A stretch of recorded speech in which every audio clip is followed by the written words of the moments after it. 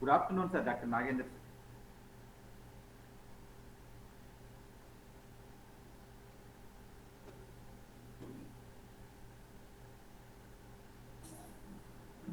Good afternoon, sir. Good afternoon. How are Good you, sir? afternoon. Sir, can you hear me, sir? Yes, sir. I can hear you, sir. Sir, am I audible, sir? Yes, sir. You are audible, sir. No problem. Hello?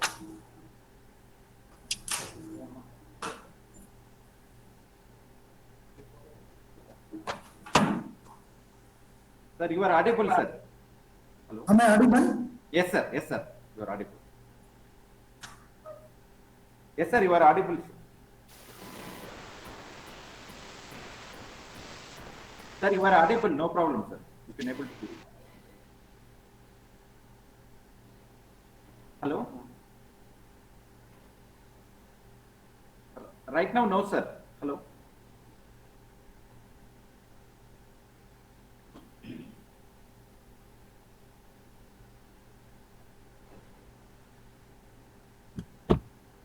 Santosh, can you please check with sir? Yeah, I will do it, sir. Yes. Okay, sir.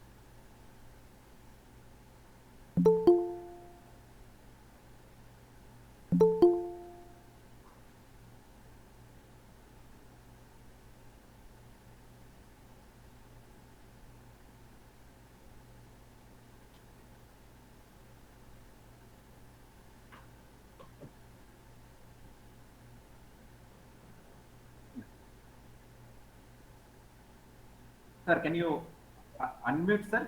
Dr. Nagendra. Sir, please unmute. Oh, Yes, sir. yeah, yes, sir. Yes, yes, sir.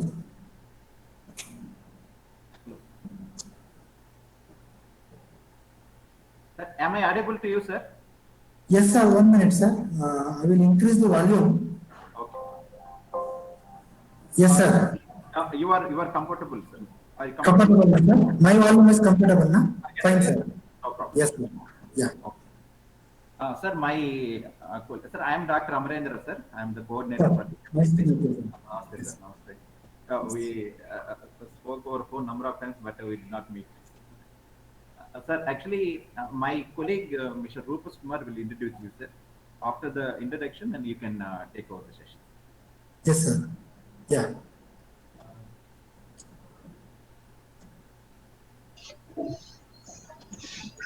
Good afternoon, sir. Good afternoon, all the participants of the Faculty Development Program supported by Atal Academy, New Delhi.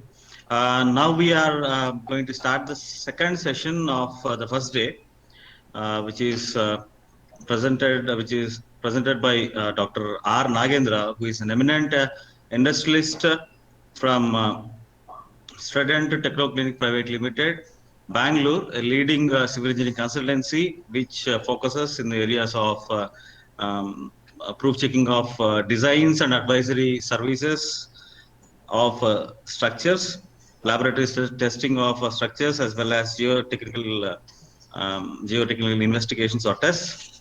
And it also focuses on quality assurance, quality auditing, structural designs, and various consultancy services. Dr. R. Nagendra, earlier he worked as a technical director to Civil Aid Techno Clinic Private Limited and Bureau Veritas India Private Limited, Bangalore. Apart from all these, he is an empaneled NABL auditor and member of various committees of Bureau of Indian Standards and a member of subcommittee to various national organizations. Apart from all these, he is a life member to Indian Concrete Institute, Association of Consulting Civil Engineers, Institute of Engineers, and Indian Society for Technical and Chartered Engineers. So his areas of interest include the testing of building and highway materials as per the national and international agencies or the organizations such as BAS, ASTM, MORTH standards, etc. And he also focused special tests on new construction materials, structural systems, tests on repair materials, high volume fly ash concrete, self-compacting concrete, non-destructive testing, green building materials and systems, etc. Sir, we are happy to have you, sir. And thank you for accepting our request to engage this session. And we request to please start your session, sir. Yeah, first let me upload the presentation. Sir, thank you, sir.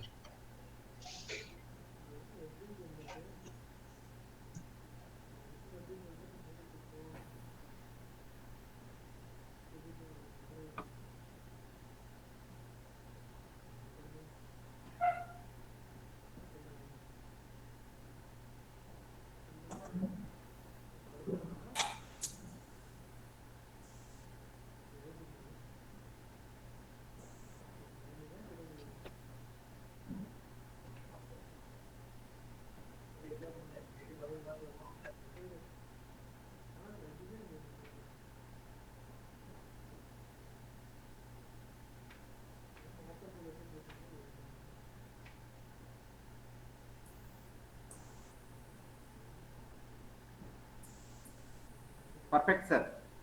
Perfect, sir? Yeah. Yes, sir. It is. Thank you very much, sir, for the nice introduction and also for giving me an opportunity to present whatever we have acquired during my last nearly about 32 years of experience, both in teaching field to start with, and finally in the consultancy organization, starting from Tar Steel Research Foundation in India, Civil Aid Techno Clinic Private Limited, and Bureau Veritas India Private Limited, and finally this company called Stedrent Techno Clinic Private Limited, where I'm working as a senior director.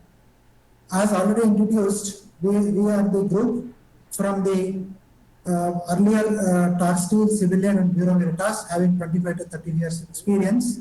Our services portfolio includes designs and proof checking of structures, laboratory testing of construction materials, geotechnical investigations, non-destructive testing, investigation, renovation, and restoration, and quality monitoring and assurance of quality assurance of constructions, then payment design and evaluation. So these are the areas in which we are working.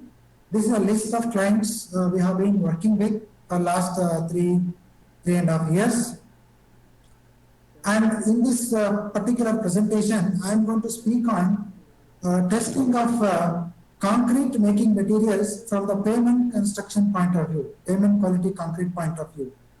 Of course, whether it is a normal construction or pavement construction, more or less, the quality control of raw materials has to be done. But there are certain stringent requirements when it comes to pavement quality control. So to start with, the selection of raw materials includes storage of materials. How do you store the materials? In what way, what precautions you need to take when you are storing these materials? Then, when you want to know its quality of the material, how you are going to do the sampling? Because sampling is very critical when you want to get the whole quality by selecting a little bit sample. So sampling of materials plays a very important role. Importance of testing, why we need to conduct tests. So these tests will give you an idea whether the particular material conforms to Bureau of Indian Standard requirements or not. Once you have the tested values, after following the method of test as specified in Bureau of Indian Standards, you need to check these values against the specifications given in various standards, including IRC as well as Ministry of Road Transport and Highways, MOTH. So these are the acceptance criteria given in BIS standards, or it may be IRC, or it may be Ministry of Road Transport and Highways. So these are the various locations where you will get the specifications. As you all know very well, concrete is the most economical man-made construction material in the world. By volume, the largest manufactured product in the world today is concrete. Probably, concrete is the most consumed material after water. So the word concrete has derived from the Latin word called concretus, which means together to grow. That means it is made up of so many constituent materials, all of them together, that will grow into a solid rock, or you can say solid mass. So that is what is concrete. Concrete, earlier days, was a very simple material having only 4 constituents. One is cement, fine aggregate, coarse aggregate, and fourth one is water. Now, the concrete, due to its various demands of its properties, both in fresh stage as well as in hardened stage, and also from the durability point of view or from the serviceability point of view, we add both chemical admixtures and mineral admixtures. Both mineral and chemical admixtures are added to improve the durability properties of the concrete. So here, the another fifth material, or I can say 6th ingredient of concrete comes into picture. 5th is the chemical admixture and 6th is the mineral admixture. So mineral admixtures are added to the concrete as a replacement to cement. It can be fly ash, it can be granulated blast furnace slag, GGBFS, or it can be metacobalin, or it can be to some extent in this little quantities such as silica fume and alkofine. Then fibers are added to derive or in order to achieve certain special properties. It can be toughness, it can be impact resistance, it can be abrasive resistance. So fibers may be metallic or non-metallic. So these fibers are added to the concrete to improve some of the properties of concrete. Then, of course, we cannot really think of any concrete without a reinforcement. Of course, we have a plain concrete, but reinforced steel or tie bars or dowel bars are also used in pavement quality concrete. And of course, reinforcement is a very, very popular material when it comes to building constructions. as the reinforced concrete consists of concrete and steel, concrete is very good in compression and steel is very good in tension. So the combination of concrete and steel makes it a composite material, and this composite material takes the load by concrete taking the compressive load and steel taking the tensile forces or the tensile loads. So Portland cement has a big history, started in 1824. I want to go into the details of each and every constituent materials. My purpose is to understand each and every material and how they are tested, how these are specified, or how they are accepted or rejected based on Bureau of Indian Standards. To go back to the history of Portland cement, Joseph Asprin, 1824, obtained a patent. Then lime was cancelled in kiln till carbon dioxide was driven off. The clinker was then finally ground, but the temperatures were not high enough to cause real clinkering, whereas it was a commercial success. So again, it was improved in 1845. Then again, you can see the Roman cement goes back to 1796, synthetic cement in 1813, and Portland cement comes into force after 1824. So tests and standards. Germans developed the first systematic strengths for the cement, and similarly around 1900 around the world, the tests were standardized. The British and ASTM standards came into effect in 1904. So not very long ago, maybe about 120 years or so, we have seen the testing standards coming into force. The Building Research Station in UK was established in 1921. So thereby you can see a lot of publications, lot of test reports, lot of information available from the literature. When it comes to India, Bureau of Standard adopts two method of test, IS 4031 as per 1988, it is reaffirmed in 2016, and methods of these are the physical tests as per IS 4031, and we need to know the chemical properties of cement also. So methods for chemical testing of cement is covered in IS 4032 1985, reaffirmed in 2016. So these are the two very important codes or the method of test adopted for the testing of the cement. Both properties are equally important because it's not enough if you test only the physical properties of cement, you need to know its chemical properties also. There are certain parameters which I will explain in the coming slides. So when it comes to physical properties, IS 4031 gives you the details of how do you determine the fineness of cement by Blind's method. There are two methods. One is 90 micron dry sieving, which is not specified in Indian standards, but there is a method of test, 90 micron sieve. Then we have the most important and which decides the quality of the cement, which is called as Blind's fineness. So part 2 gives the procedure for determining the fineness of cement by Blind's method. Then the second one is testing of cement for its soundness. During the manufacture of cement, cement may have free lime present in it, unburnt free lime, unground unburnt free lime is very dangerous to the concrete because this free lime, when comes in contact with the moisture, it expands. So when it expands, cracks develop in the concrete, and thereby the durability of the concrete gets reduced. So it is very important to determine soundness of cement by Le-Chatelier's method or by autoclave method. Le-Chatelier's method gives you idea of free lime presence, whereas autoclave method gives an idea of a magnesium oxide present in the cement. One important test as per part 4, which is determination of standard consistency. Unless you carry out this test, it is not possible to find out the setting time of cement or the compressive strength of cement or even the soundness of cement. So the very first test we conduct is standard consistency. Then the compressive strength test is done to know the progressive development of strength of cement. That is what is the strength at 3 days, what is the strength at 7 days, and what is the strength at 28 days. So like this, progressive strength of cement can be determined by conducting the mortar cube test at various ages. Then the density of cement. The density of cement is an important test. Unless you know the density, that is specific gravity, you will not be able to find out the fineness of cement. So fineness of cement, to know the fineness of cement, the equations which we use has got a component of specific gravity or the density. The cement test is not a very easy test. Test on cement needs very stringent control of temperature and humidity conditions in the laboratory and in the humidity chamber. For all the tests except fineness, you need to maintain a temperature of about 27 plus or minus 2 degrees Celsius and a relative humidity of greater than 65% in the testing area. In the cement testing room, you need to maintain this temperature and relative humidity. But when you are conducting the fineness, the humidity should not cross 65% because it affects the quality of cement.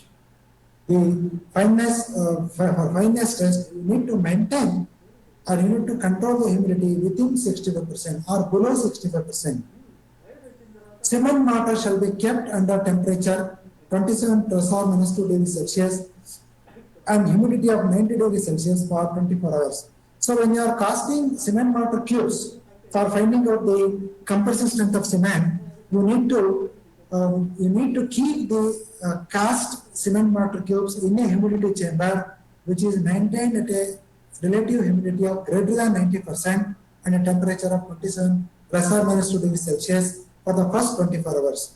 After that, the samples are demolded from the mold and they are immersed in the curing tank, which is maintained at a temperature of 27 plus or minus 2 degrees Celsius for the next age of testing, that is 3 days, 7 days, and 28 days. So this is an apparatus called Blaine's permeability apparatus, which is as per IS 5516. There are many measurements or the dimensions you need to check before you conduct these tests. So this is the actual Blaine apparatus with a weighing balance, very accurate electronic weighing balance you need when you are finding, because you take hardly about very less amount of cement, about 2.8 grams of cement or so. So in that case, the accuracy of weighing has to be very stringent.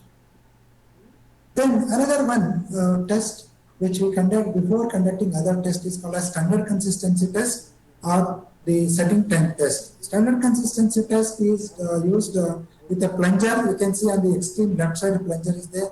On the right side in the actual Weichert apparatus, you can see the initial setting time neatly. So Weichert apparatus is used to find out the standard consistency as well as initial setting time and final setting time. When you are finding out the compressive strength of cement, we cannot find out the compressive strength of cement directly. We need to cast cement mortar cubes. Mortar means standard sand has to be mixed with the cement. So sand also has to satisfy a particular gradation. There is a standard, it is called as standard sand or NR sand. You need to use a vibrating machine for casting the cement mortar cubes. The machine has to satisfy to this IS 10080. IS 10080 gives the requirements of this vibrating machine, and this vibrating machine is used to prepare the cement mortar cubes.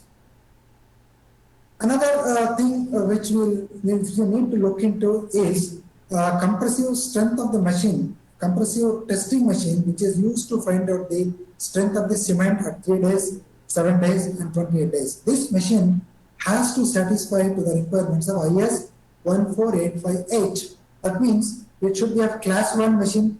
What is class 1? Class 1 is the error should be within 1%. When you do the calibration of the machine, the error, whatever the readings you take, 100 kilonewton, 200 kilonewton, 300 kilonewton, the error should be within 1%. So that is what is the expectation when you are finding out the compressive strength of cement. That is in terms of the mortar. So this is a typical compression testing machine used to measure the compressive strength of mortars, wherein you can maintain the rate of loading of about 140 kg per centimeter square per minute, or you can say 14 Newton per square per minute. So this is what you will be finding using the machine. So here you can see on the left side humidity chamber, wherein you need to keep the mortar cubes for the first 24 hours at a humidity of more than 90 degrees and also temperature of 27 plus or minus 2 degrees Celsius. So other things are, you can say, this thing for soundness and other test. This is autoclave test, and that is the water bath tank, soundness tank, that is actually latchet layers. Top one is a latchet layers, and bottom one is the autoclave operators, wherein you find out the soundness of cement for the presence of magnesium oxide, whereas the top one is the soundness as per latchet layers method, wherein the expansion is determined. So this is a constant temperature water bath. This is required to find out the specific gravity of cement. So this is also requires a very stringent temperature controls. Other equipment and material required. You need Indian standard sand conforming to IS 650, which comes in 3 grades for casting the cement mortar cubes to find out the compressive strength of cement. Certified reference material, which is normally supplied by National Council for Cement and Building Materials, NCCBM, National Council for Cement and Building Materials, supplies CRMs which are required to find out the fineness of the cement. These CRMs are available for many things, but what we procure is for the fineness of the cement, lines or fineness of the cement. We need kerosene having a specific gravity of not less than 0.7313 to determine the specific gravity of cement, and Bevel's protector or internal calibration of the mortar molds. Mortar molds need to be calibrated for the 90-degree angle. Then mercury is required to check the specific gravity.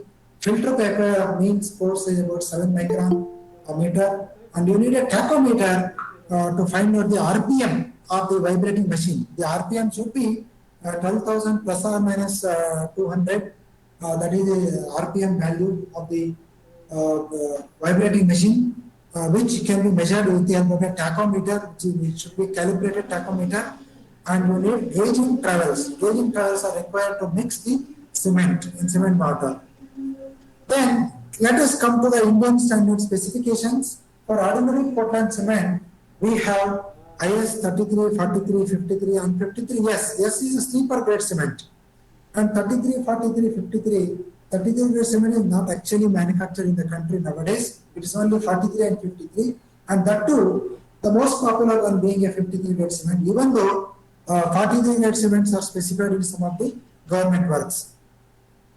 Now, IS 269 gives the specifications for these grades of cement: 33 grade cement, 43 grade cement, and 53 grade cement. And in this IS code, these are the values given. Minimum compressive strength in Newton per meter square at 2 days, 7 days, and 28 days. These are the values 16, 23, and 27 for a 33 grade cement, for a 43 grade cement, and for a 53 grade cement. Similarly, at 7 days and 28 days, the values have been given. It's very clear, a 33 grade cement will have minimum of 33 Newton per meter square at 28 days, and a 53 grade cement also will have a minimum of 53 Newton per meter square. But in case of a 43 grade cement, the minimum cement mortar cube strength at 28 days shall not be less than 43 Newton per meter square, and also not more than 58 Newton per meter square for a 43 grade cement.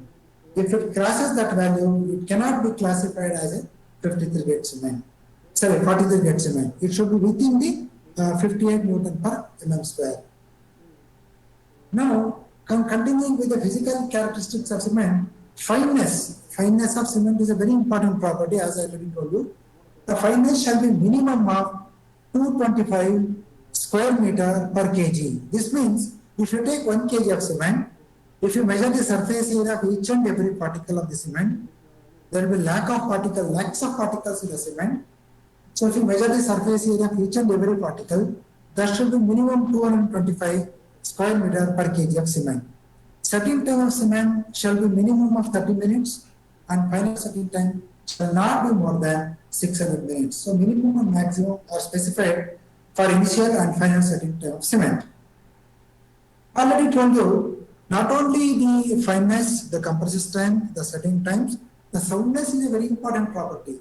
Soundness is measured by expansion. If it is a Lee-Chatelain method, linear expansion shall not be more than 10 mm. This is what normally done. If it is an autoclave test, it shall not be more than 0.8%.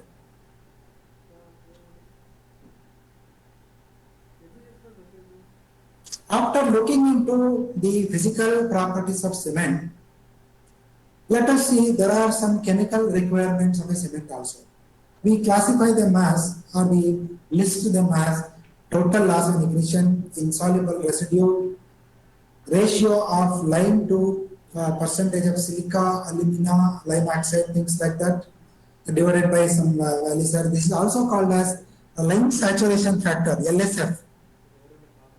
So then the ratio of percentage alumina to iron oxide, total content calculated as sulfuric anhydride, that is SO3, then magnesia, we have chloride content limits and alkali content in the cement.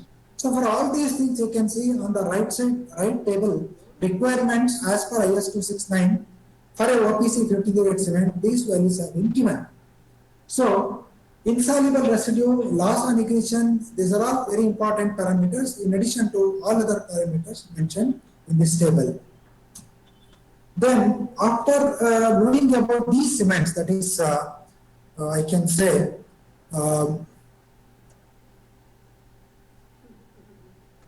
the ordinary Portland cement, Portland Pozzolana cement and Portland slag cement, we have another type of cement called composite cement.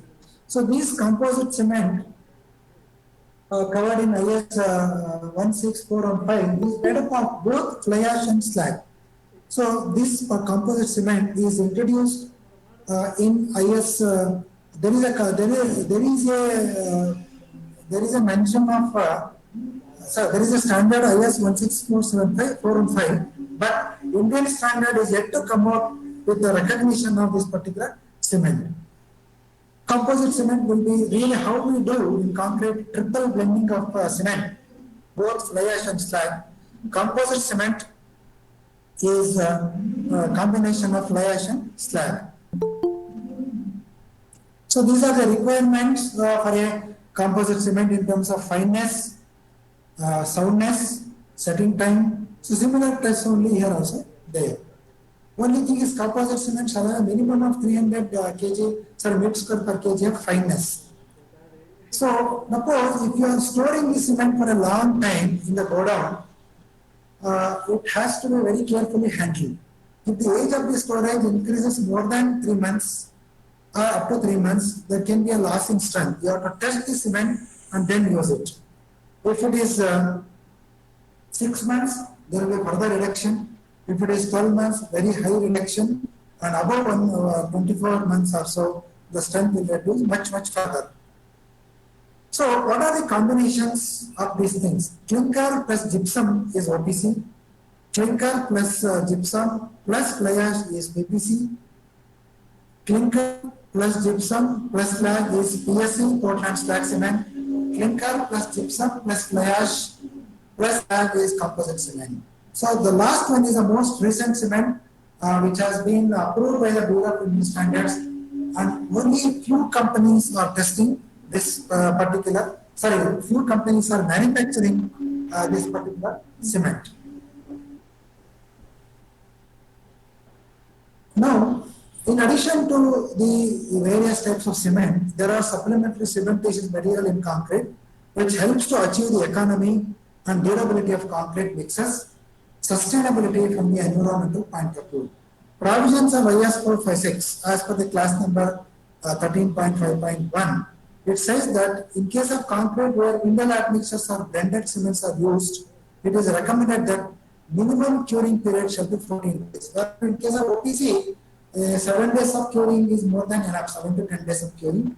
But if it is made up of any supplementary cementitious materials or mineral admixtures, you need to cure up to minimum of 14 days. See, cement chemistry is little bit of, let us look into cement chemistry.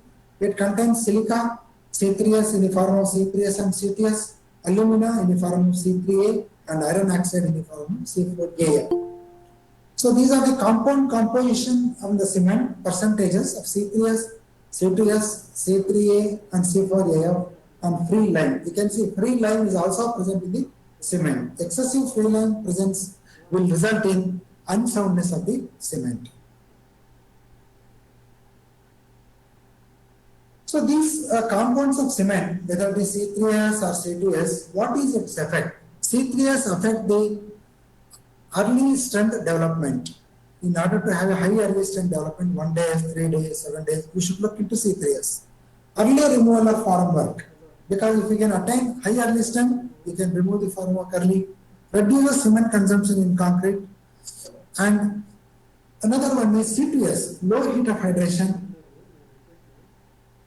If the C2S contribution in the hydration of cement is, there will be low heat and contributes to the ultimate strength, 28-day strength. It is not for the early strength, for the 28-day strength.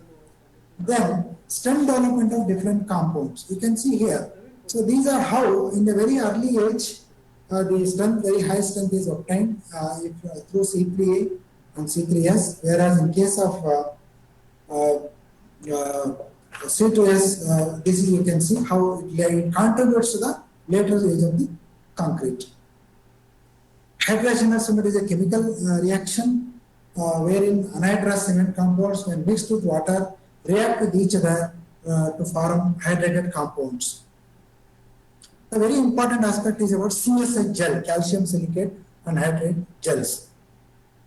So these are the equations to represent the cement hydration. Let me not go into the details of these things. Calcium hydroxide is one element, one compound present in cement or which forms during the hydration process. The other products of hydration are C3S, C2S and is calcium oxide. It is constituted of 20 to 25% of volume of solids in the hydrated phase. The lack of durability in concrete is an account of the presence of calcium hydroxide. That means you need to handle calcium hydroxide to make the concrete more and more durable. So calcium hydroxide also reacts with sulfates present in soil and mixing water to form calcium sulfate, which further reacts with C3A, forming calcium sulfate aluminates, which causes a deterioration of concrete. Calcium hydroxide causes carbonation of concrete. So this is another important thing you need to remember. How to overcome this bad effects of calcium hydroxide? You can use mineral admixtures, ash, JGBS, microsilica, alkofine. So these will react with the calcium hydroxide and makes a strong compounds. So if you use a Portland, only Portland cement, your calcium hydroxide content increases if you look at the y-axis. And if you look at the horizontal x-axis, as the age goes, if you use a cement having a posidona content, you can reduce the calcium hydroxide content that is released during the hydration process. Why supplementary cementitious materials? Supplementary cementitious materials, they are also called as SCMs like silica fluid, metakaolin, fly ash, slag are the materials which improve the properties of concrete and enhance its durability by reducing the pore size in concrete through better particle distribution and through increased packing density of the concrete. We can see here this CSH gel, calcium hydroxide, reacts with mineral admixture to form a very strong CSH gel. So this is how you can make the concrete more durable and more strong. So mineral admixtures are ASTM fly ash, conforming to ASTM C215 or IS 3812 part 1. Slag again ASTM C989 or IS 714. So third one is a cement. So of course third one is a GGBA. PFA. PFA is the fly ash. It should conform to IS 3812 part 1. Suggested replacement with cement is about 25%, whereas the as per ISC 15 2017 Indian Road Congress, GGBS ground granulated blast furnace slag IS 16714 suggested replacement around 50%. See, you can see here the difference is fly ash is 25%, fly ash is about 25%, whereas GGBS is about 50%. Metakaolin As per IS, there is a code for metakaolin also, IS 16354. This is very good mineral admixture which helps in improving the viscosity of the concrete also if you want to make the self-compacting concrete. You have another category of ultra-fine materials called as ultra-fine fly ash. Suggested replacement is hardly about 5 to 10%. And ultra-fine ground granulated blast furnace slag is another IS 16715 is there. Suggested replacement is about 5 to 10%. The above materials are widely used when it comes to high strength, high performance concretes. What is ground granulated blast furnace slag? In the blast furnace, magnetic iron ore and hematic iron ore are fed along with the limestone into a high temperature chamber containing coke. Coke is partially oxidized to carbon monoxide, which reduces the ores to iron. The other product that floats over the molten iron due to its relative lightness is called as slag. Slag is composed of calcium oxide. Basically, CO is very less in fly ash, whereas CO is high content, comparatively more content in slag. Silica also there, aluminum is also present. Slag is pulverized into a fine powder called the ground granulated blast furnace slag and is used in the form as a cementitious component of the cement. So, like cement and fly ash, you can check the quality of GGBS also for its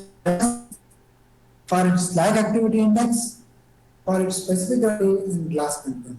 So these are the ways of determining the quality of this GGBS. GGBS, in addition to physical parameters, it also has chemical properties. These chemical properties include moisture, magnesium, manganese, magnesium, sulfide, sulfur. This is very important as far as GGBS is concerned. Sulfate has SO3, insoluble residue by mass, fluorides, last. So these are the various chemical composition we look into. After this ground granulated blast furnace slag, let us look into fly ash. Fly ash is formed in the power plants, thermal power stations. Coal-fired power stations only will be able to get this fly ash. So there are two types. One is the ash which flies, the ash which falls into the bottom, that is bottom ash and fly ash. Fly ash is one of the reducers created during the combustion of coal in coal-fired power plants. Fine particles rise in the flue gases and are controlled with filter bags or electrostatic precipitators. Fly ash is waste byproduct material that must be disposed of or recycled.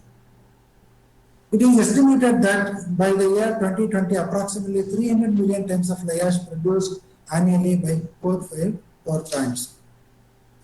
Fly ash is most commonly used as a pozzolana in PPC applications. Pozzolanas are siliceous aluminous material which are in a finely divided form and in presence of water react with calcium hydroxide at ordinary temperatures to produce cementitious compounds. What are the advantages of fly ash? Saving in cement, reducing the heat of hydration, reducing water demand, spherical shape and smooth surface of fly ash helps in reducing interparticle friction, thereby organizes the mobility. It can act as a very good mineral admixture also. Part 2, if you look at IS 3812 Part 2, it's a mineral admixture. It may not have the cementitious property, but it definitely acts as a mineral admixture. Fly ash particles plasticize cement paste and improve the flow ability and rheology of the mix. And it can contribute to the later strength of the cement or concrete also. Physical properties of fly ash. Say like GGBS, you need to test the physical fly ash for its physical properties. So these are the normal values and what are the specified values in IS 3812. So like this micron, on 45 micron, the last one is very important test. It should be minimum of 34%. This is a chemical composition of fly ash. There is nothing much important here because normally all fly ash conforms to these chemical parameters. If you have a petrographic view of fly ash, it looks like this: spherical particles dispersed and they will be helping to improve the flowability or mobility of the concrete. Pozzolana particle packing effect will be something like this. Fly ash particles are there. You can see you can achieve this type of thing.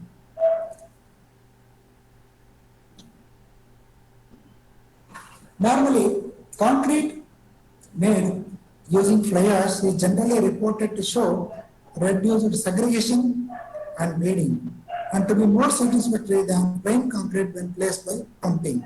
So you can see here, you will be able to reduce the bleeding, which is shown on the y-axis, and also increase the time by reducing the segregation and bleeding. The effect of pozzolana properties of hardened concrete is also very notable. As the age increases, concrete made with fly ash achieves still further strength, whereas concrete made with ordinary Portland cement may become symptomatic to the x-axis, in the same symptomatic to the x-axis, similar to the x-axis. So what is PPC is obtained by either intergrinding the pozzolanic material with clinker and gypsum or by blending the ground pozzolana with Portland cement. Nowadays, good quality fly ash is available from thermal power plants which are processed and used in the manufacturing of PPC. So advantages, you know very well: long-term strength, impermeability, sulfate resistance. It also contributes to workability, reduces bleeding and controls destructive expansion from alkali aggregate reaction. So this is a very important thing. You can prevent alkali aggregate reaction if you use PSC and PPC. It reduces heat of hydration, thereby controlling the temperature differentials, which causes a thermal strain resulting cracking in the mass concrete structures like dams. Leaching of pre-lime is also reduced because calcium hydroxide is consumed here. So then the color, there will be some color difference. Presence of iron oxide makes the cement more gray. Color of cement has no bearing on the physical or chemical properties of the cement. Now, stacking of these materials, storing and stacking of raw materials as per IS 408. So, planning a layout, you need to find out a place for storing the cements or any other material properly, so that they are protected from atmospheric actions such as rain, sun, winds, moisture to avoid deterioration. So, cement bags has to be stacked like that. Some distance has to be maintained from the wall, adjoining wall, and they should be stacked in such a way that you will be able to take the materials from the which has come in the order of the delivery, because you know you should not take only one day cement. Storing and stacking of cement, already explained you how you should store things like that. Same thing is continued. Aggregates, you know, you need to have, if it is an RMC plant, you need to have separate bins, separate area, marked out, marked exclusively for fine aggregate, coarse aggregate, separate through silo hoppers. Water also need to be stored in a clean container. Should not be having any other chemicals in it. So sampling are 2430. You need to the sampling how much weight is required for each nominal size of the aggregate. This is given in this table. And then this is a scoop to take out the materials. So this is the classification, the sample divider for classifying the various aggregates. So you can see here the various divide aggregates are there. Then cement sampling also, there is a procedure. Let me not go into the details of this cement plastic. You have to insert and take out the sample and then send it to a laboratory for testing, things like that. Selection and acceptance by testing. So water is an important test, already I told you, important material, construction material. For the water, these are the tests conducted: alkalinity, inorganic solids, sulfates and chlorides, test for suspended solids, test for organic impurities, and pH value. 456 gives the specifications, IS 3025 gives the method of test. So this table gives you what are the requirements of various parameters of water when it is tested as per IS 456. So these are the requirements given in the last column. First one is a alkalinity test, and second one is a acidity test, and third one is inorganic solids and sulfates and chlorides.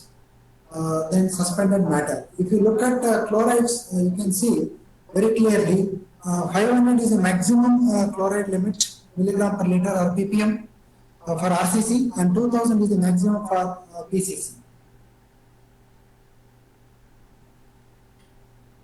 So pH value is another important parameter like chloride. If the pH value of the water proposed to be used as a construction material shall not be less than 6.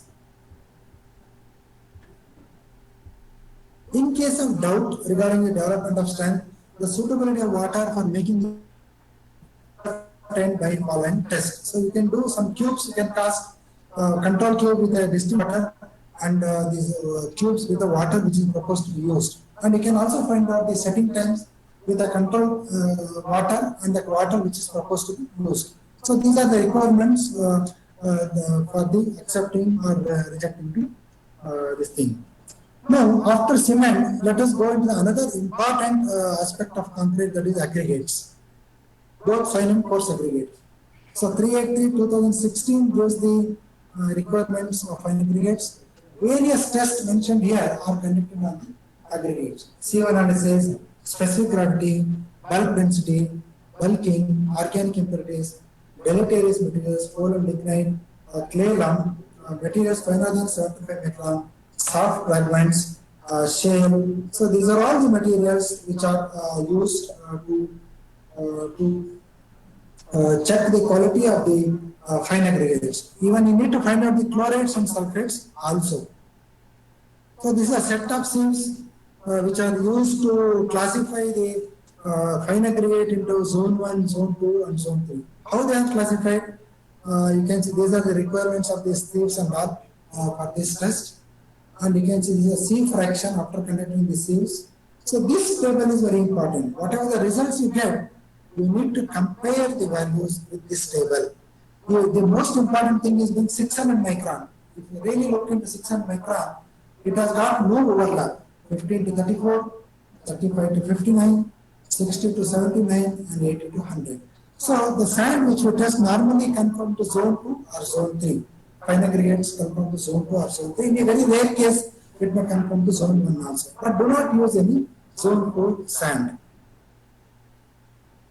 From a close look at the grading limits for fine aggregates, it can be seen that zone 1 is the coarsest sand and the zone 4 is the finest sand. 2 and 3 are the moderate sands.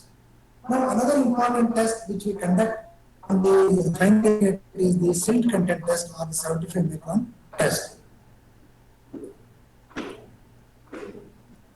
This is done by wet sieving method. You need to take 75 micron IS sieve, take some quantity of fine aggregate, do the wet sieving, find out the materials which has passed through 75 micron and express it as a original weight of the sample. So when it comes to fine aggregate, if it is a river sand, 3% is allowed, maximum of 3%, and if it is a crushed stone sand, up to 15%, this value can be there. Coarse aggregates, so these are the various tests which you can do also. Sieve analysis, bulk density, water absorption, thickness and elongation index, aggregate impact value, oppression resistance, aggregate crushing value, alkali aggregate reactivity and soundness, specific gravity. So there are as many as 10 tests which can be conducted on the sand itself. IS 2386 part 1 to 7 gives the method of test for aggregates. IS 2430 gives the method of sampling for the aggregates. Sieve analysis.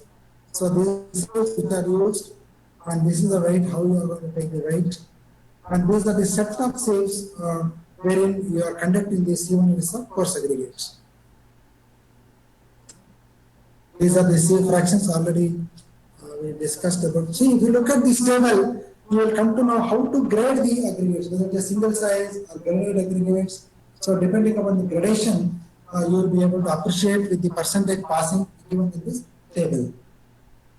Then buoyancy balance is required for the coarse aggregate specific gravity for about 10 mm size.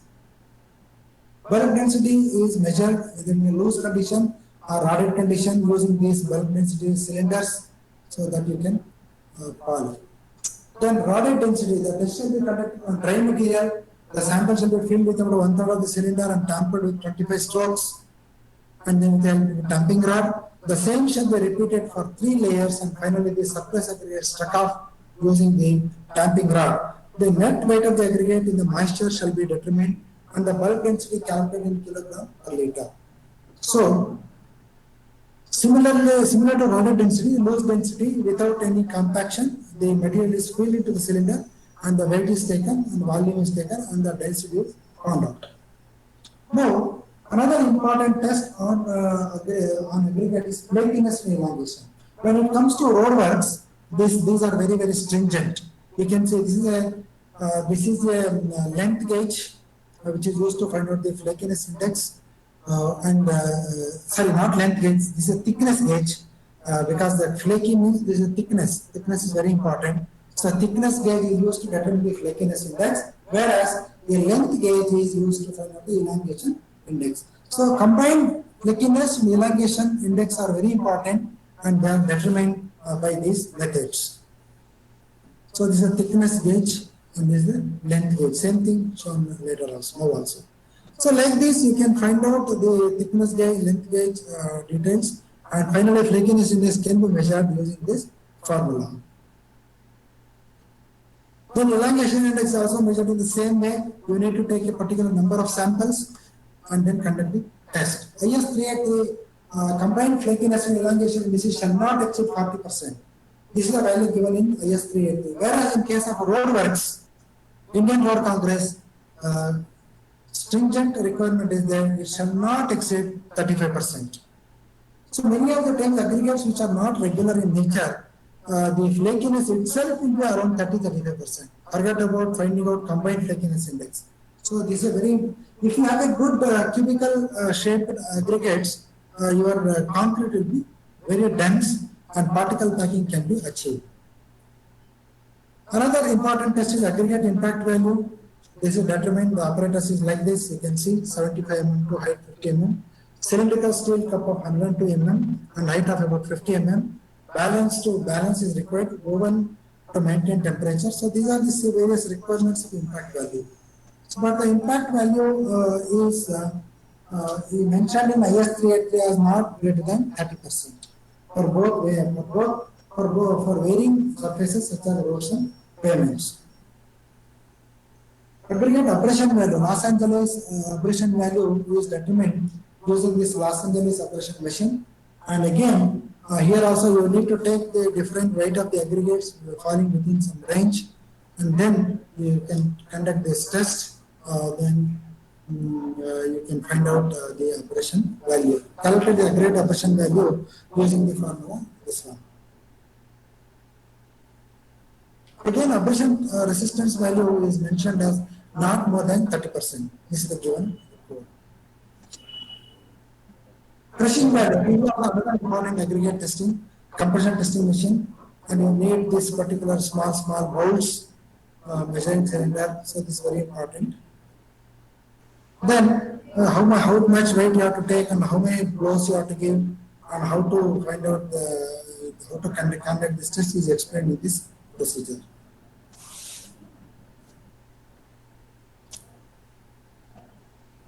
So this is the apparatus wherein we are using this aggregate crushing value test. The two trials shall be done and the mean value shall be reported as per IS. Aggregate crushing value shall not exceed 30% for aggregate used for concrete. If so, 10% fines test shall be conducted. There is another test called 10% fines that also needs to be conducted. So this is another very rare phenomenon which happens in some aggregates if they are reactive in nature. These aggregates react with the alkalis present in the cement. So this can happen only in concrete. So alkali has to be there, reactive silica has to be there. So these two things they combine and what happens, what is called as harmful to the concrete, that is alkali aggregate reaction. Aggregates from sources are reactive type. Silica present in aggregate reacts with alkali present in cement. This results in development of cracks in the concrete. By a chemical method, reduction in alkalinity and silica dissolved is determined, and this particular thing is determined. Now, after understanding cement, fine aggregate, coarse aggregate, water, let us come to another important, we also got to know about the mineral admixtures. Let us come to chemical admixtures. High quality concretes, especially high strength and high performance concrete, incorporate chemical admixtures, particularly superplasticizers to provide the desired properties. Sometimes we call it as hyperplasticizer also, not necessarily superplasticizer. They give a very high water reduction.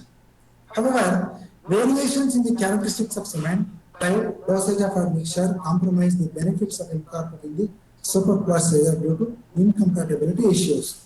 But still, factors affect the performance of admixtures are what type of admixture it is, PC based or SNF based, and what is the dosage you are using, what is the nature of cement and aggregates, water cement ratio, environmental conditions, addition procedure of admixtures. So these are all the things we need to look into when you want to understand the factors which affect the performance of concrete. So there can be incompatibility problems between rapid loss of workability, segregation of concrete, acceleration or retardation of setting, low rates of gain. So these are all the some of the properties problems which you face. So what is this marsh cone? Marsh cone apparatus is used to check the property of the sand. 70% mixing water is added initially with the cement. Of course, this is not for the sand. This is for the compatibility between cement and admixture. This is for the compatibility between cement and admixture. So marsh cone means 70% of the mixing water is added to the initially with the cement. Then superplasticizer of the required dose is added after 1 minute.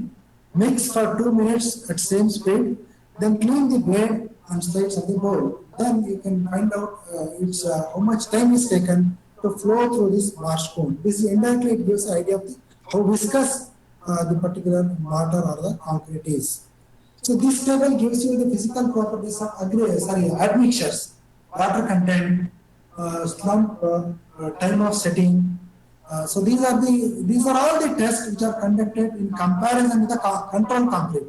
So admixture testing is done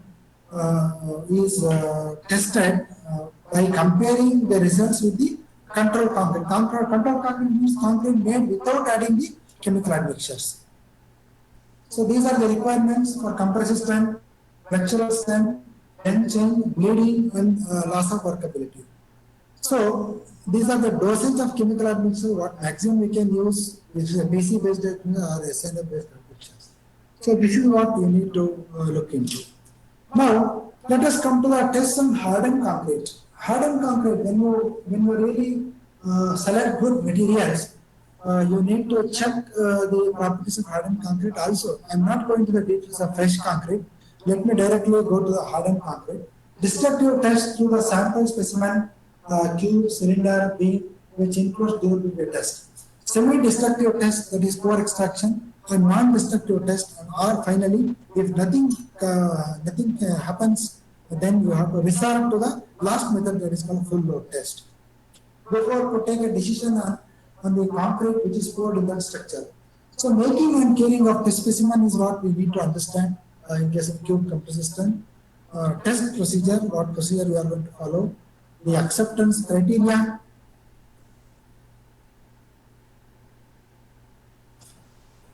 Why we test concrete specimen for compressed strength? Because the concrete is strong in compression.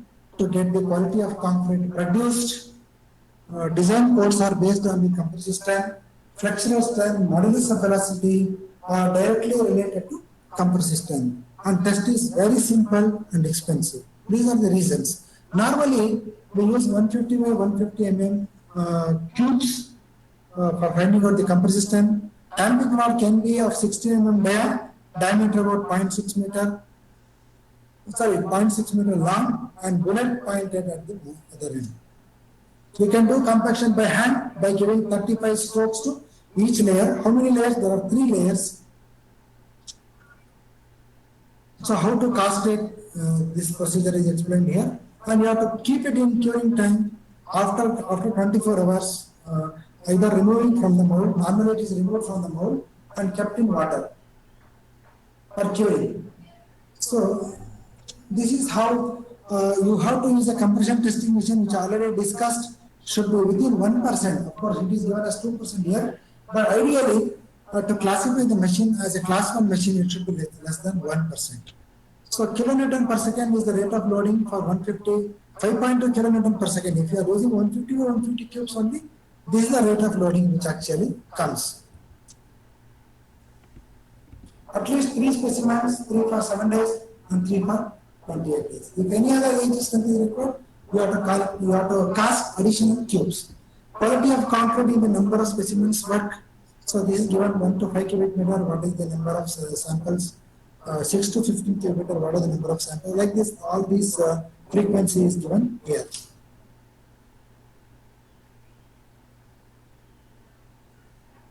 Now, this is a 3000 kilonewton compression testing machine, which can be used to test any high grade concretes also.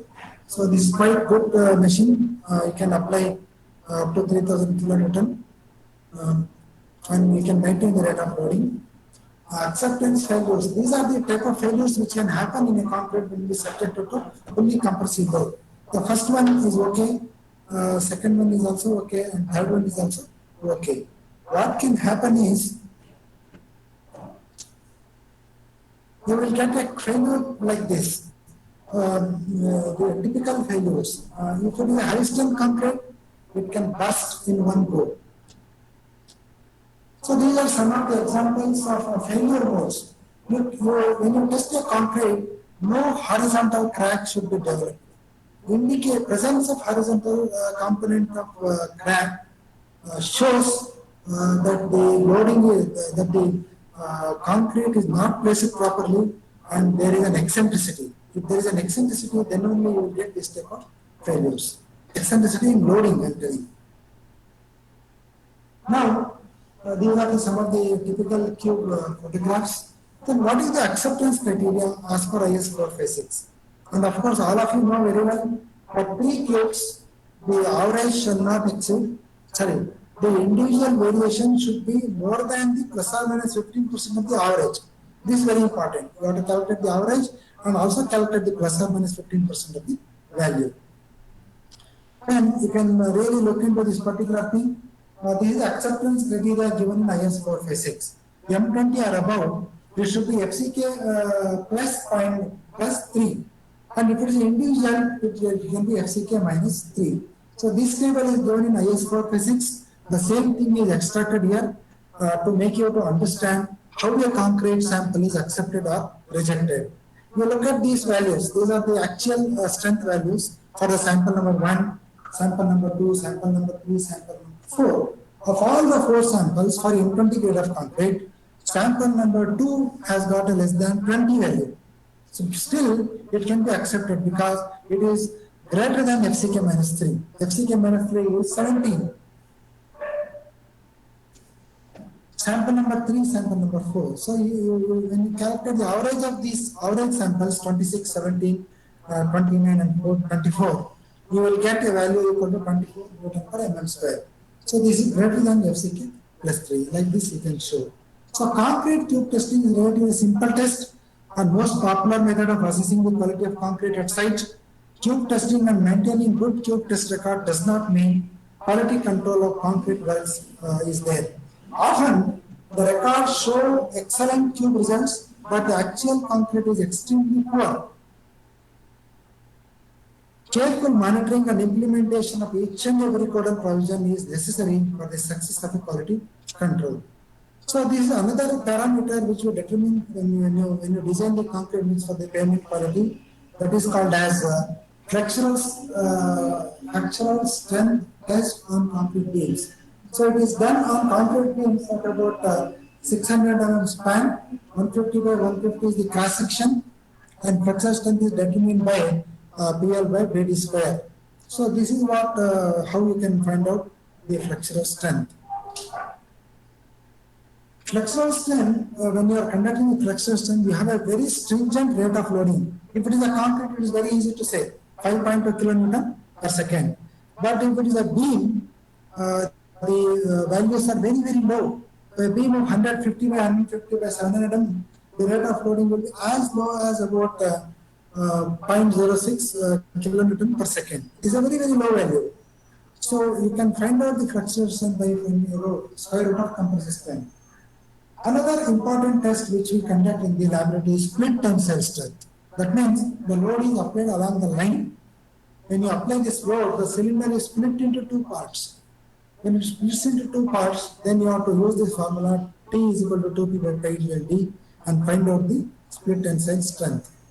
Now let us come to some durability tests on concrete, because it's not enough if you do only concrete strength tests, flexural, compressive, things like that.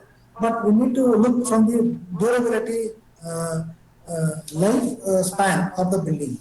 Water permeability test as per IS 516, initial surface absorption test ISAT, then rapid chloride permeability test RCPT, then water absorption test as per BS 1881.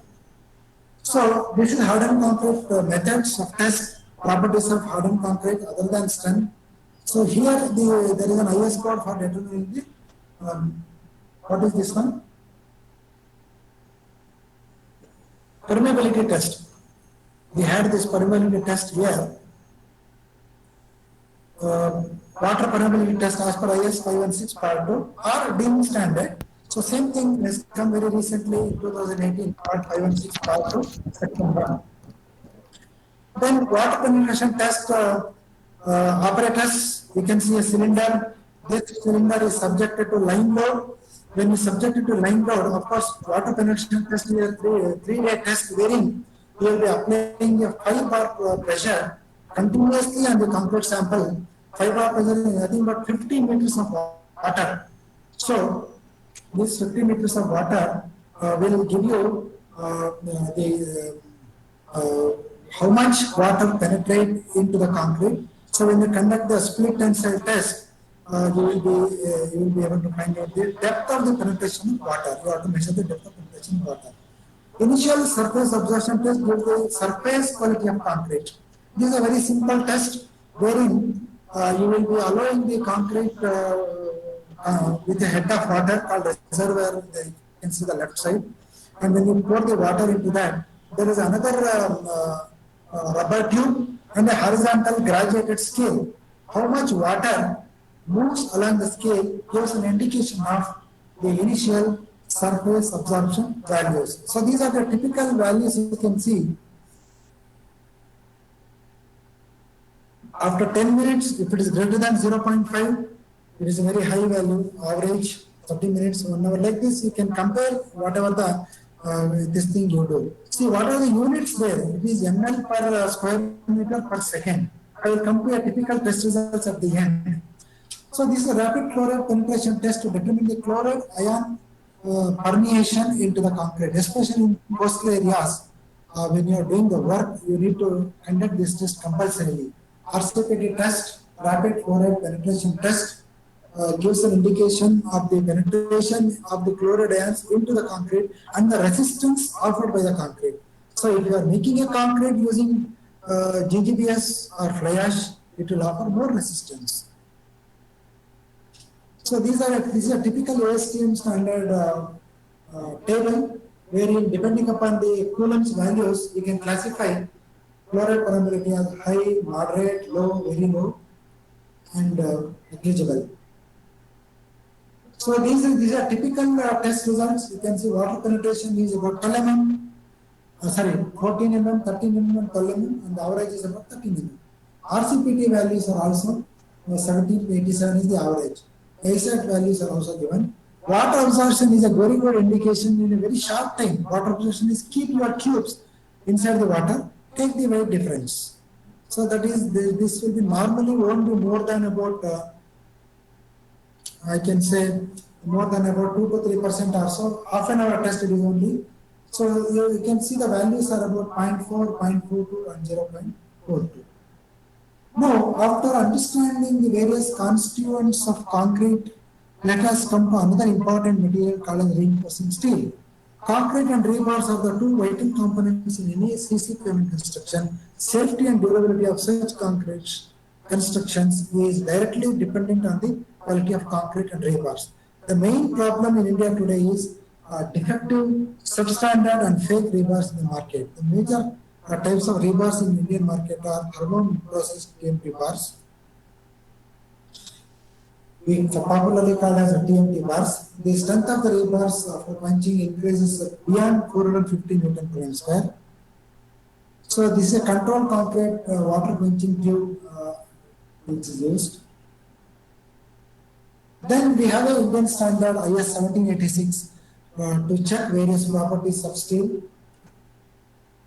This is a chemical composition of carbon, sulfur, phosphorus, and sulfurous and phosphorus. What are the maximum values that can be allowed? This is a chemical composition done using optical emission spectrometer. This optical emission spectrometer gives you with one spark various elements. So various important terminologies which you use in reinforcing testing is elongation, nominal diameter size, nominal mass, 0.2% proof stress, tensile strength, ultimate tensile strength, and yield strength. So these are some of the properties which we look into when we are testing the steel. So this is a universal testing machine of about 1000 kilonewton load. We can apply the load and test the materials. So these are nominal cross-section area as per IS 456 that we can take it because we cannot find out the exact area. We have to find out by indirect method, that is by measuring the weight of the sample per meter length of the rod and using the density of steel as about 7.84 ton per cubic meter. So these are tolerances given in the Indian standard for the various diameter of the steel. And there is another requirement called bond requirement. So this bond requirement depends upon again how this being used. So this table gives you the bend test mandrels. What should be the size of the mandrel when you are doing the bend test? So this is a typical photo. You can see here the bend test is being conducted. After you apply the load, it should become 180 degree bend. So that is known as bend test. Retest is allowed in IS 1786, but one has to exercise this requirement. So these are typical bend test report. You can see here re-bend test is in progress.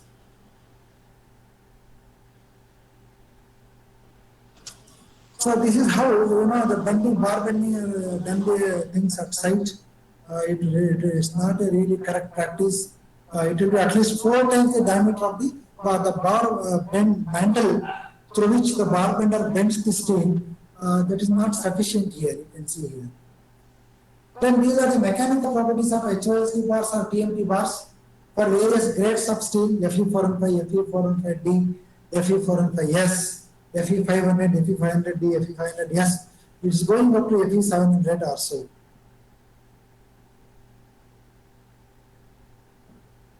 So frequency of testing is given here, or it depends on the heat, coils, and all those things. Retest as already told, if a sample fails to conform to any one of the specification, you have to select 2 more rods from the same sample. So in that case, both the rods should pass. Then only you can consider the sample as accepted or not. Again, storing and stacking of steel, you have to take extra precautions. Otherwise, the oxide formation, rust will be formed on the steel. So protection is very important. Steel dowel bars shall conform to IS 432 grade 1, and tie bars shall conform to Fe 500 grade as per IS 1786. There are many materials which are used for joint sealing, like polysulfate sealant, polyurethane sealants, ASTM, silicone sealants, and hard core sealants. There are some fibers which are used as per IRC SP 46. Fibers will be used subject to provision in the design to reduce shrinkage, cracking of and improve the post-cracking residual strength. Steel fibers or polymeric synthetic fibers will be within the specific range. Effective diameters, all these details are available for the fibers. So this is a fiber reinforced concrete which improves the flexural strength in addition to split tensile strength, and also it will give the better impact resistance.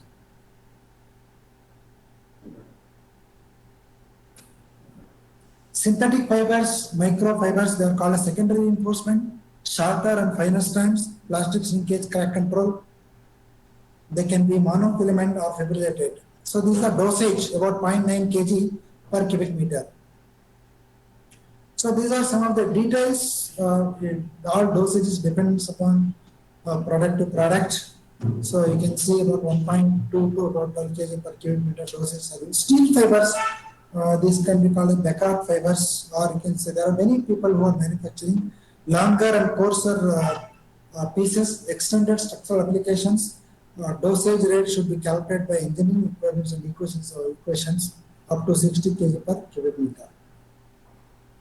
So in this presentation, I have discussed about various materials, concrete making materials, whether it is for the general construction or for the road constructions, starting from cement, cementitious materials, mineral admixtures or the cementitious materials, chemical admixture, water, fine aggregate, coarse aggregate, and then concrete itself and reinforcing steel. So these are the things which I wanted to present today. I thank the audience and also the organizers for giving an opportunity to make a presentation. Thank you one and all. Thank you very much. Thank you, sir. Thank you for your elaborated presentation on testing of materials. So I definitely hope that the majority of the participants must have benefited with your presentation, sir. So I request you kindly answer for a few questions which are there in the chat box. Sir, can you see those questions, sir, in chat box?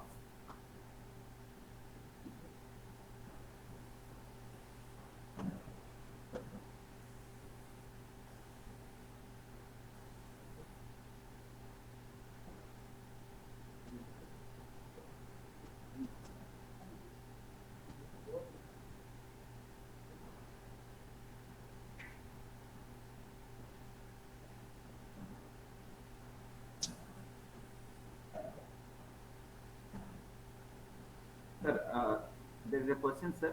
For creating temperature and humidity controlling chamber, are there any devices that is to control vary in order to?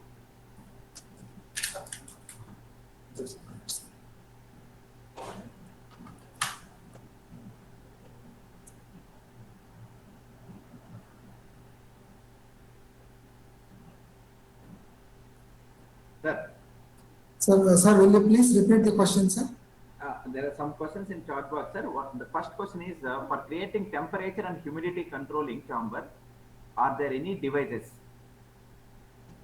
For the cement testing, if I'm correct, the question is for the cement. Yeah, there are many devices. For example, if you want to control the temperature, you need to have a AC. With that, you can bring down the temperature. And another thing is there are thermo controls wherein you can always maintain at 27 plus or minus 2 degree Celsius. When the temperature comes below, the room heater automatically starts. When the temperature goes up, the AC automatically gets on. Another thing is for the humidity, humidifiers are available, humidity control devices. So you can increase the humidity if the humidity is very less, more than 65%. And of course, humidity chamber is the equipment itself, which is required for keeping the cement mortar cubes for first 1 day or 24 hours. So the devices are available, sir. So the next question is, loss of strength of cement due to storage time start with the date of manufacturing. Definitely, sir. It starts with the date of manufacturing only. Normally, it is not the date; it is the week number. So it's a week number will be printed on the cement bags, or it is available in the delivery channel also. So knowing that date of or the week of the manufacture, you can keep the cement up to a maximum of 3 months. Nowadays, nobody stores the cement, frankly. Due to some reason, if cement lies in the godown, up to 3 months, definitely you can use it, but after testing the cement for its properties, there can be some reduction in the strength of the cement. So the next question is, initial and final setting time of OPC and PPC cement is same. Now, what is given, what I presented was the minimum requirements as per Indian standards. Whether it is a OPC, PPC or PSC, minimum initial setting time shall be 30 minutes. Final setting time shall not be more than 600 minutes. But as you told, for an OPC, definitely compared to PPC, setting times can be less. But we don't really find much of difference in these things unless the cement is manufactured specifically for the purpose of ready-mix concrete industry, wherein we will get sometimes initial setting time more than 150 minutes or 180 minutes also sometimes. Otherwise, there is not much difference between PPC and cement setting time of PPC and OPC. Thank you, sir. So the another question is, please explain the application of different zones of sand in construction. In constructions, sand zones, zone 2 or zone 3 are preferred for our normal building constructions and even road constructions also. Zone 4 sand should not be used unless no other sand is available. For example, in Andaman Nicobar Islands, only zone 4 sand is available. You will not get zone 2 or zone 3 sand. So zone 1 sand is a coarse sand compared to zone 2 or zone 3. So zone 1 sand can be used by altering the mix design. You need to increase the percentage of sand in the mix and still it can be used. So in total, in essence, I can say zone 2 or zone 3 are the preferred sands and zone 1 sand can be used, but zone 4 sand should be avoided. So another question is, so what is the sample size for flatness index and elongation index? 200 pieces of each sieve or total 200 pieces. So that is for all sieves. Now you can take about total 200 sieves. Flakiness index can be expressed on each sieves also, that is passing through one and written on the other also. But IS code gives a different method wherein it is better to take the all put together 200 numbers. See, the last question, sir. What is the effect of temperature variations in the concrete? See, in a normal concrete, due to hydration, whatever the temperature rise takes place, may not be very much effective. But in a mass concrete, the rise in temperature really results in development of cracks due to ettringite formation. The concrete temperature can cross 80 degree, 90 degree, or even 100 degree if proper precautions are not taken. If proper mix design is not done, or if the surfaces are not covered, then the temperatures will go up. Increase in temperature is not the only criteria. It is the differential temperature, core temperature and the surface temperature. The differential temperature also should be controlled. It should not cross, let us say, 20 degrees Celsius. And third one is we should try to protect the surface so that surface temperature doesn't come down drastically. So covering the surface and controlling the core temperature, controlling the differential temperature, all the three aspects need to be taken into account while reducing the effect of temperature rise in the concrete. Okay, sir. Sir, thank you, sir. Once again, thank you for your elaboration of the presentation. Sir, I'll just present the concluding remarks, sir. So, Dr. Yes, sir. R. Nagendra started his presentation with various stages in development of cement and concrete. Then Sir explained various tests need to be conducted on cement and the specifications. Dr. R. Nagendra explained, emphasized the importance of testing conditions and accuracy in conducting various tests on cement, and what are the precautions that we need to take while conducting the test. So also he explained the loss in strength due to age. Sir explained major types of cement and admixtures that are available in the market and their composition. Dr. R. Nagendra discussed elaborately how to take the samples of aggregate for testing and emphasized various types of tests are to be conducted on coarse aggregate as well as the fine aggregate and their importance in maintaining the quality. Yeah, SAR gave insight on admixtures as well as the super crust rises and how the water cement ratio changes with respect to the admissions as well as the super classes. And, then sir explained various tests to be conducted on the hardened concrete, and of course some of the tests like permeability and all we never conduct in the laboratories. Maybe the basic undergraduation level, the post-graduation laboratory, all those things are explained. So the end, sir also explained, which was not expected, on the important test to be conducted to check the quality of the steel. He also gave some insight on the various types of fibers that generally uses the concrete. So with this, before concluding, I just wanted to mention few things about the laboratory where SAR is working. That is Stradent Techno Clinic Private Limited. So they have two laboratories. One is in Bangalore, other one is in Hyderabad. I have recently visited the Hyderabad laboratory. See, I can say that in India, we have different laboratories for testing of building materials. I can say this is the Stradent Techno Clinic is one of the finest laboratories where they can able to conduct more than 500 tests on building materials. I was surprised to know see the various types of the tests they conduct. Whatever the building material that you can give, so Stradent Techno Clinic can able to perform the test on that. And out of that, approximately more than 450 tests were aggregated by the NIBL laboratory. So I can say it's a very good laboratory that is available in our country. Sir, thank you, sir. Thank you for spending your time with us, sir. So definitely we will take your services if required in the future also. Yes, sir. Thank you very much, sir. Thank you. Thank you, sir. So participants, with this, we are closing today's sessions, and tomorrow, as usual, we'll start at. Actually, session starts at 10 o'clock, but please log in 15 minutes before, that is by 9:45, right? So, because I have seen some of the participants are logging after the starting of the session, which is creating a lot of disturbance to the other participants as well as the resource person. I request please avoid that. Kindly log in 15 minutes before the session. Thank you, and please give your feedback. I think link has been posted already. Right. So this one, based on your the feedback, we are marking the attendance also. Right. So I request everyone. I don't know whether you have followed or not. Kindly take the notes, running notes, while delivering the lectures, because at the end of the all the presentations, you need to attend.